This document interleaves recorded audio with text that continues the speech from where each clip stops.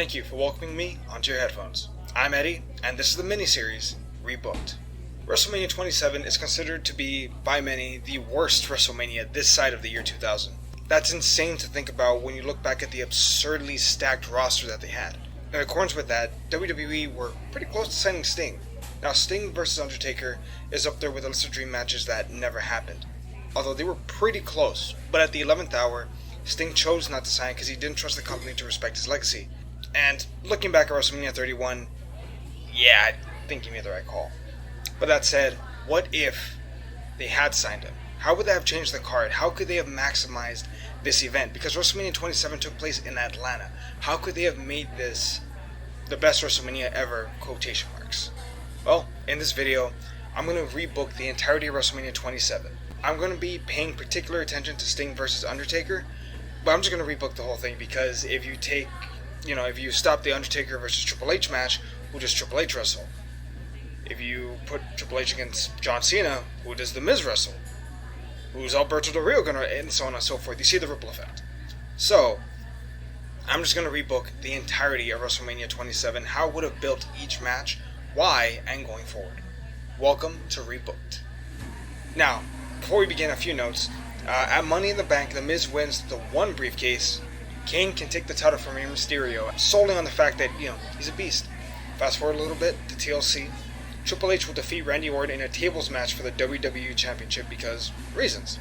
Also, Edge will win the Fatal 4-Way TLC match, but is cashed in on by The Miz. The Miz cashes in on Edge after winning the world title, and they have a rematch on SmackDown which The Miz wins, so he can feud with Rey Mysterio going into Royal Rumble.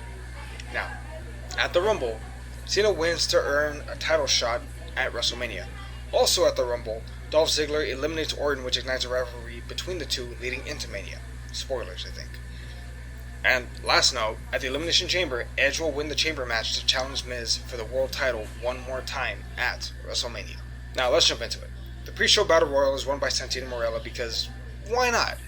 The guy's been a loyal employee for years and has done everything they've ever asked of him. He's pretty much hit it out of the park every single time. He deserves it. Now, the opening bout is Edge versus The Miz for the World Heavyweight Championship.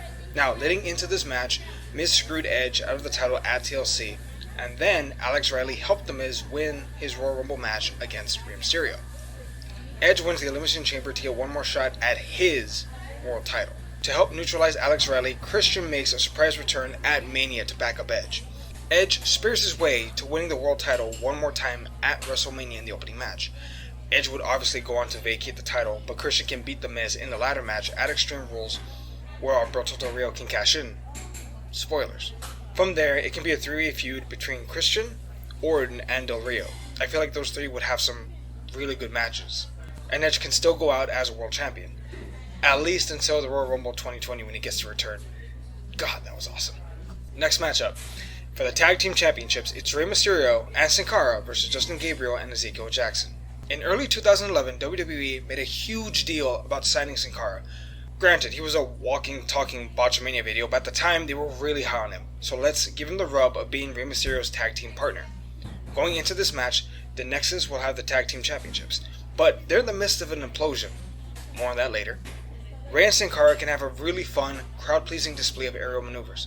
Also add to the fact that they have Justin Gabriel, an airman in his own right, alongside the powerhouse of Ezekel Jackson. Granted, he's still raw, but this match won't go on forever.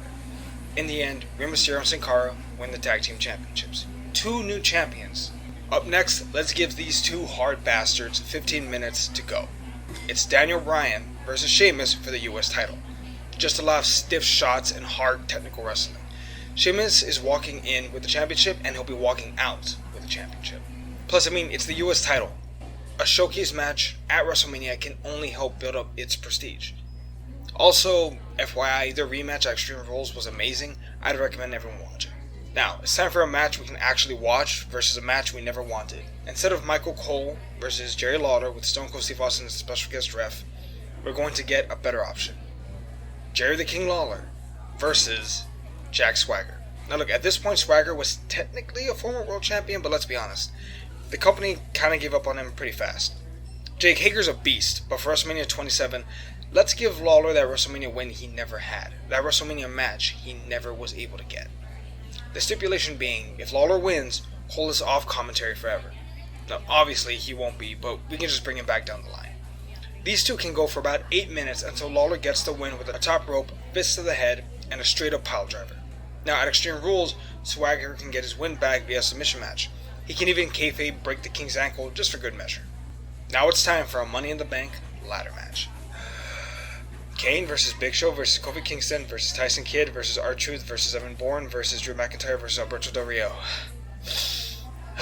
Okay, got my air back. This match gets to be the car wreck of the night. The big thing about this is, in the lead up, the main plot thread in this match is the return of Kane, Demon Kane, and the unlikely victory of Alberto Del Rio. Kane is the first to qualify. In the following weeks leading into WrestleMania, he loses a match to the Big Show and then to Drew McIntyre. Kane and Sting have a face-to-face where Sting gives Kane a briefcase and says, "Go find yourself." Kane opens the briefcase, but we don't see what's in it. He looks at Sting and the lights go out and Sting disappears. We don't see Kane until WrestleMania. And then at that point, the Demon returns. One of the biggest spots of the night has to be Kane chokeslamming Big Show through, 8 ladders, and then he leaves. He doesn't care about the Money in the Bank. He doesn't care about the ladder match. All he wants to do is cause destruction. In the end, Del Rio wins the briefcase where he can cash in on Christian after he defeats The Miz in a ladder match at Extreme Rules. From there, it can be a three-way feud between Del Rio, Orton, and Christian, which again, I think could produce some pretty good matches. Now it's time for the first quote-unquote main event. It's time for the man with the golden shovel versus the man that can't be buried. It's Triple H versus John Cena for the WWE Championship. Cena won the Rumble match and he wants to face the WWE Champion. Period. These two are well-established pillars of WWE lore. Their names sell the match itself, and I'd argue that there are a few people, me possibly being the only one, who wants to see a battle between these two one more time at Mania. Fun fact, WrestleMania 22 was the first WrestleMania I ever saw, so I'm kind of invested in this. In the lead up to the match, they can cut promos on each other. John Cena can say, "The last time we faced each other one-on-one at Mania, you tapped out." Triple H can respond, "The last time we went at it for the title, I pinned your ass to the mat. 1, 2, 3. Let's have this be the rubber match. Yes, I know they had a few matches on Raw, but let's focus on them and the title. In the end, a super AA from the top rope puts Triple H down for the count. Cena can hold the title until Money in the Bank 2011 where he loses it to CM Punk. Oh, and speaking of Mr. Punk, our next bout requires a little more of a setup. So, after TLC, Barrett has somewhat lost control of the Nexus. At this point, Punk tells Barrett, "Maybe you're just not leadership material." That night, Barrett costs Punk his qualification match for the Elimination Chamber. Punk, in kind, attacks Barrett on his way to the chamber, causing him to be eliminated early on by, Edge. The Nexus attack Punk on multiple occasions when the brawls spill into the crowd, where a fan gets injured. At that point, the anonymous Raw general manager does his annoying shit, and a match is set for WrestleMania, with each man getting a stipulation. Wade Barrett makes it a lumberjack match, with Nexus members at ringside. Punk adds a special guest referee, Stone Cold Steve Austin. Now look, Punk is just months away from the pipe bomb that would go on to make him infamous. And at this point, WWE see Punk as a high mid-carder, so let's have Austin get in there to help him push him forward towards being a bona fide, unquestionable main event player. In the weeks leading into Mania, Punk can beat each and every single member of the Nexus in a one-on-one match on Raw and on SmackDown. It's a good back and forth match at Mania, with the Nexus beating down Punk every time he's outside of the ring. Punk gets close to a win, but at one point the Nexus members pull him out and just start a complete beatdown in and outside of the ring. It's obviously cheating, because that has to happen at some point. It's a lumberjack match. Come some slack. Alright. The Nexus members rush in and start a group beatdown on Punk when Austin starts to stun everyone and their mothers. When Barrett gets in Austin's face, he shoves him. Austin hits him with a stunner. Barrett turns around into a GTS from Punk for the win. Punk and Austin can celebrate in the ring, sharing a beer and a ball of water, respectively. Lol. Punk versus Barrett. How do we follow that? With some beautiful men. These beautiful men, to be exact. John Morrison and Cody Rhodes. Now, in the lead up to the Royal Rumble, Cody Rhodes strikes up a conversation with Melina. He flirts with her a bit and says that he could be a champion one day with her help. Now, on screen, she's still in a relationship with John Morrison. They get into an argument where she says it'll be good for her career to manage Cody, Morrison, and pursue the Women's Championship. Now, at the Rumble, Cody wins the IC title from Dolph with Melina's help. They're forming a friendship that feels a little too flirty, which causes Morrison and Melina to have a fight. They reconcile, but at Elimination Chamber, Melina has a shot at the Divas Championship against Layla. Morrison costs her the match and she appears injured. When Morrison tries to pick her up, she scolds him. Cody comes out and picks her up and carries her to the back. On SmackDown, we get a video of Morrison asking Melina to go out with him to have dinner so he can apologize, but she rebuffs him, stating, "Me and Cody are going to have a business dinner with a modeling agency." Later on, Morrison reveals a video was taken by a fan at the restaurant. At the table, it's only Cody and Melina. They're flirting, they get kinda close, and they kiss for just the briefest of moments, but she pulls away. It's not right, she says. She still loves John Morrison. Morrison calls her out, and she's crying, begging that she made a mistake. She was just angry. She's so sorry. At this point, Cody cuts a promo on Morrison saying that you weren't man enough for her. A match is set for Mania.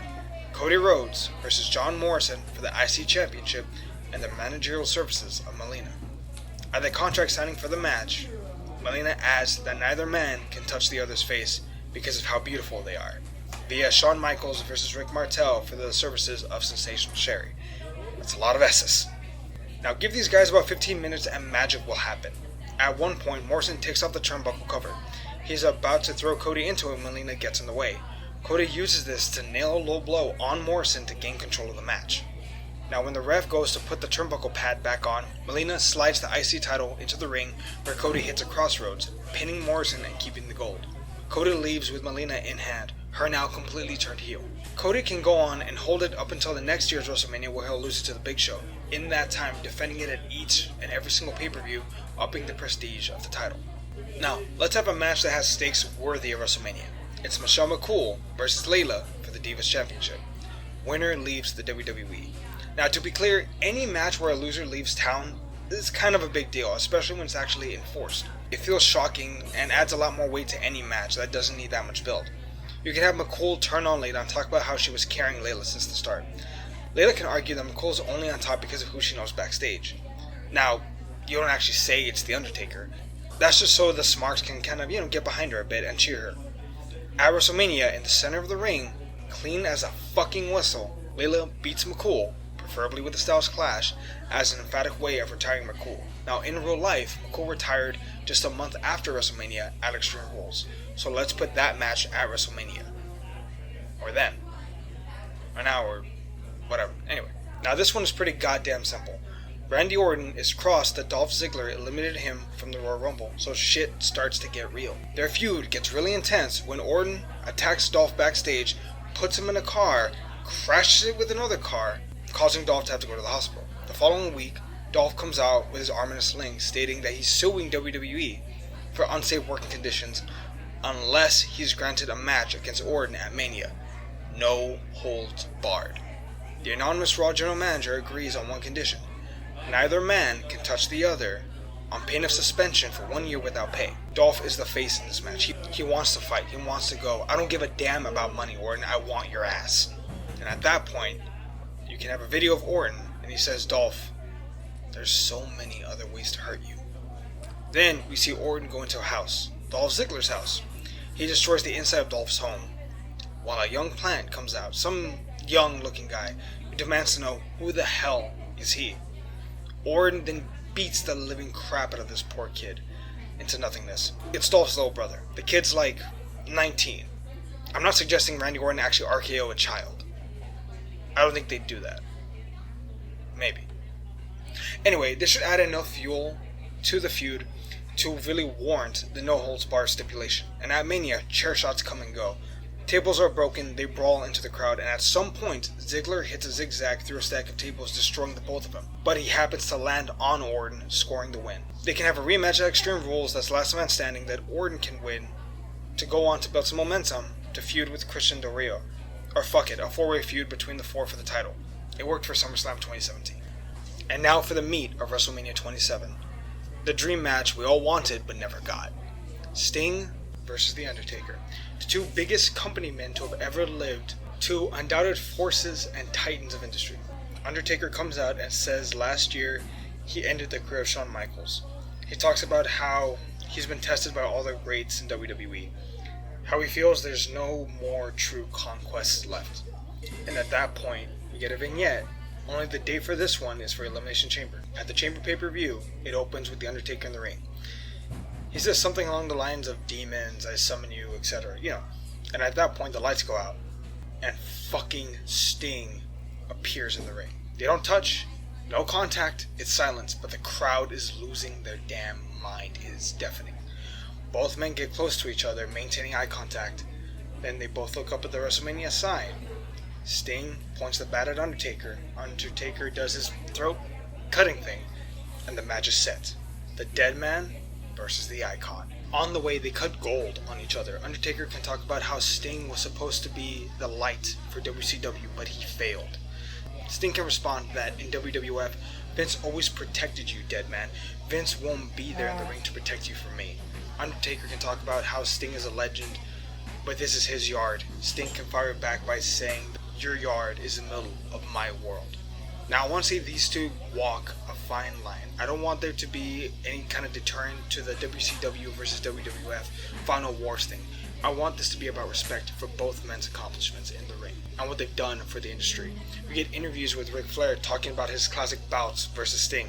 We get videos from The Rock and Austin talking about their battles with Undertaker. You have to have every single superstar on your payroll give their 2 cents about these two legends of industry. It's not about WCW versus WWF.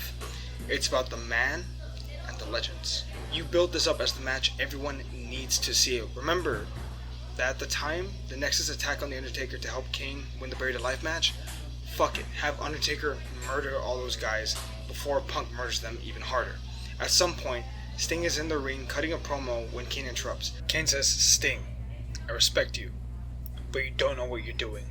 This isn't where you belong. Taker, I haven't seen him like this in years. Sting tells Kane, good, I want him at his best. You know, Kane, over the past 10 years, what happened? You were the big red machine, you were feared, and now, you're just a shell. And that's when Sting gives Kane the briefcase that contains Kane's old mask, and he leaves. Undertaker can talk about how he's the gatekeeper of WWE, that no one comes to his kingdom. The match comes and it feels like a climax of this showcase. Two men who are rightfully titans of the industry, their legends surpass wrestling. People in pop culture know these two. ESPN can do a career retrospective on both men. Let's get the mainstream involved. All the way. Sting versus Undertaker, streak on the line. Both men get huge entrances. Sting gets that cool drummer boys entrance from WrestleMania 31. I don't know how to refer to it. I'm sure it's a cultural thing, but it looked awesome. Undertaker gets an army of druids lighting his way. The match is announced that there must be a winner. Both men immediately trade finishing maneuvers in the first few minutes of the match that results in a stalemate. At some point, Sting has to put Undertaker in a Scorpion Deathlock for literally days, but Taker will not yield. He powers through it as Sting knocks into the ref. They then fight in and out of the ring. Sting is chokeslammed through the announce table.